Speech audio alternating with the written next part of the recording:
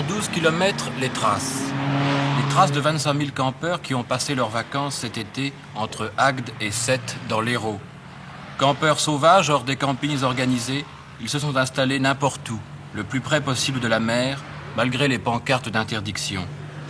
Dans des conditions qui ont valu à la plage de Sète le surnom de camping poubelle.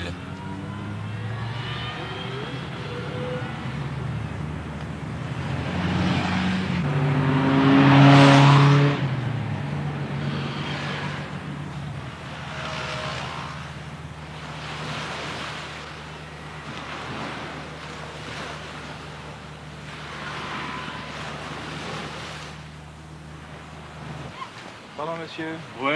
dites-moi c'est pas bien propre par ici, ça vous gêne pas trop? Oh non, ça nous fait plaisir parce qu'on ne paye pas le camping. Oui mais c'est sale hein. Mais c'est ça, mais on est bien parce qu'on est à son aise.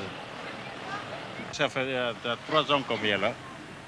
Les eaux de lavage de vaisselle, plus les eaux plus ou moins propres qui étaient jetées. L'eau s'est accumulée, alors ça accroupit.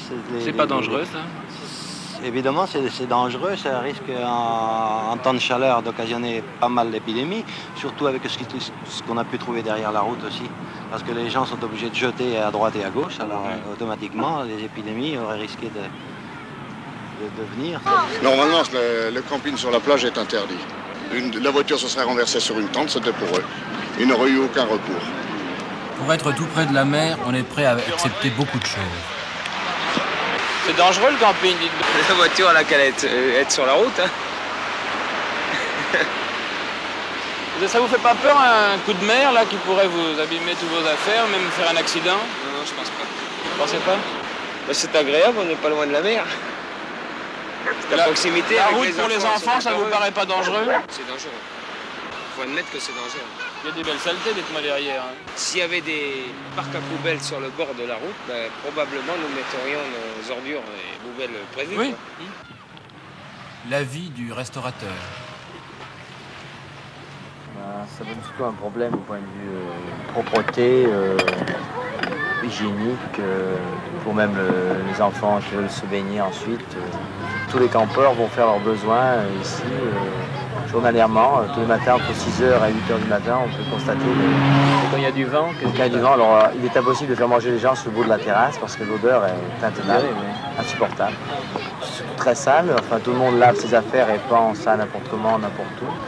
De plus, ils mettent sur le parking tous leurs détritus, ordures, tout ça, et c'est vraiment très très moche. Alors, la nuit, c'est un autre problème parce que la nuit, je fais parfois danser, j'ai l'autorisation de boîte de nuit, pour ainsi dire, jusqu'à quelle heure? Jusqu'à 2h du matin. Et là, j'ai des plaintes de campeurs qui viennent ensemble, à plusieurs, contre, en disant... En délégation agressive, même en disant, nous allons faire du tapage nocturne avec nos casseroles, nous empêcherons vos clients de manger, nous allons faire du bruit, même se battre. Vous en menacez? Menacés, et alors les gendarmes sont venus et ont calmé ça, mais sans me donner raison pour autant.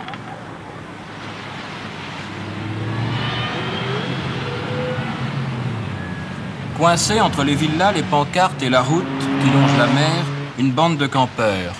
2 ménages, leurs enfants, des amis.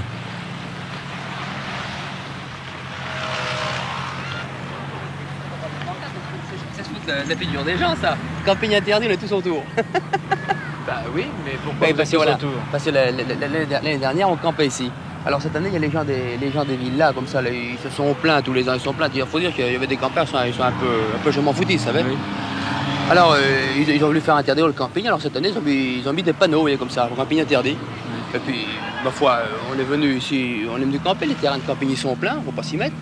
Alors on vient se mettre là tous les ans, on vient se mettre ici. Il y a au moins 25 ou 30 000 toiles sur la plage, et vous avez des camps pour combien là? Vous avez des camps, ils font 600 toiles, alors disons qu'il y a des camps pour 4 ou 5 000 campeurs, il n'y en a pas assez. Alors si vous voulez nous mettre dans des camps, il faut qu'ils fassent des camps, il n'y a pas tortiller. Si vous avez des camps, c'est dégoûtant. Si vous avez visité des camps, il y en a qui sont propres, il y en a qui sont dégoûtants là. S'ils veulent nous avoir là, qu'ils nous fassent des places. Ils ne nous donnent pas de place pour camper. Ils veulent bien qu'on vienne, ils veulent bien qu'on y amène notre pognon là, mais ils veulent pas nous donner de points. Alors on se met n'importe où, on se met, on se trouve. Et les gendarmes ne sont jamais venus? Ah non, on les a jamais vus. Ah non, ils viennent pas nous voir là. Ils doivent être... Je sais pas, ça doit pas leur déplaire qu'on est ici. Ça fait longtemps que vous êtes là?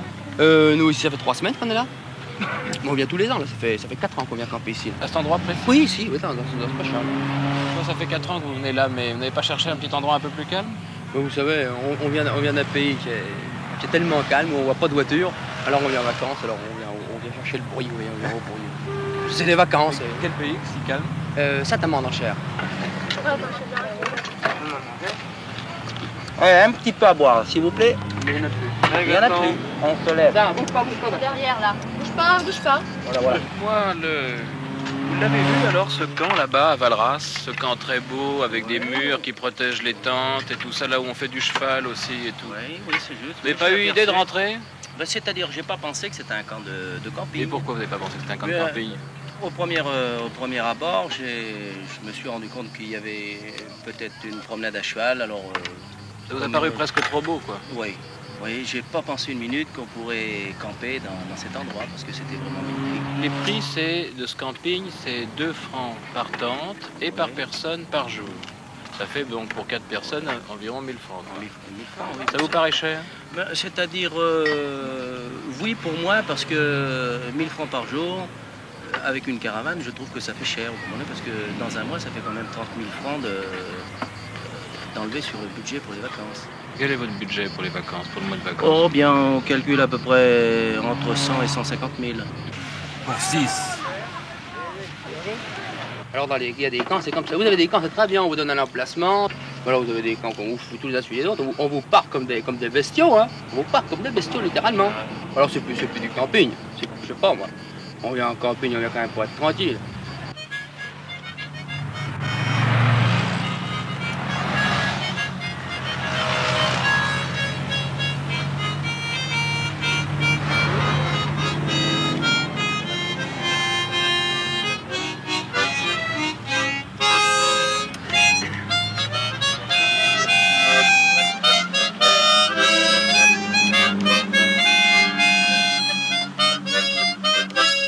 Première année de camping, madame? Oui. Alors, vos impressions? C'est très bien.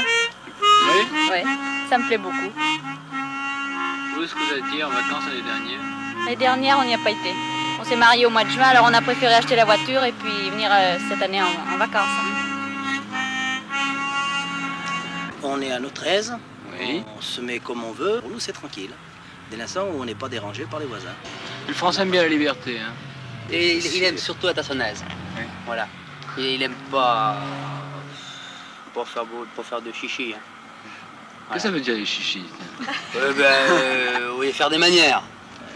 Des choses pas trop luxueuses. Voilà, fait pas de manières.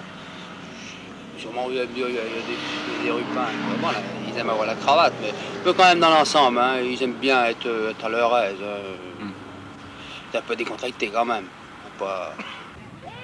Et même un petit peu sale peut-être, mais ils ont passé de merveilleuses vacances, nos amis de Saint-Amand.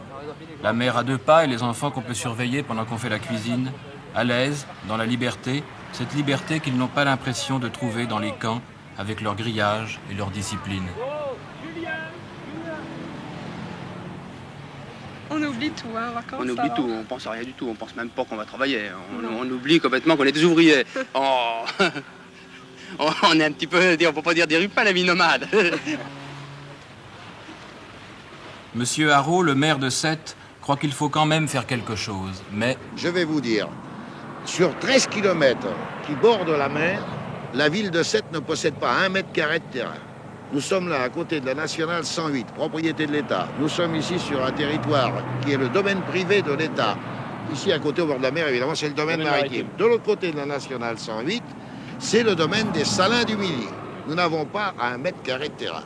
Nous n'avons aucune responsabilité puisqu'il y a près de 5 ans que nous demandons que la plage soit concédée à la ville pour que nous puissions l'équiper en ce qui est absolument nécessaire, c'est-à-dire les points sanitaires et l'eau. Or, depuis 5 ans, nous bagarrons, nous n'avons obtenu aucun résultat. Est-ce que vous pensez que l'année prochaine, les campeurs qui auront eu envie, malgré tous les inconvénients qu'ils ont pu trouver ici, qui auront envie de revenir, trouveront une situation un peu meilleure? Elle ne dépend pas de nous. Aidez-nous, Aidez-nous avec votre émission.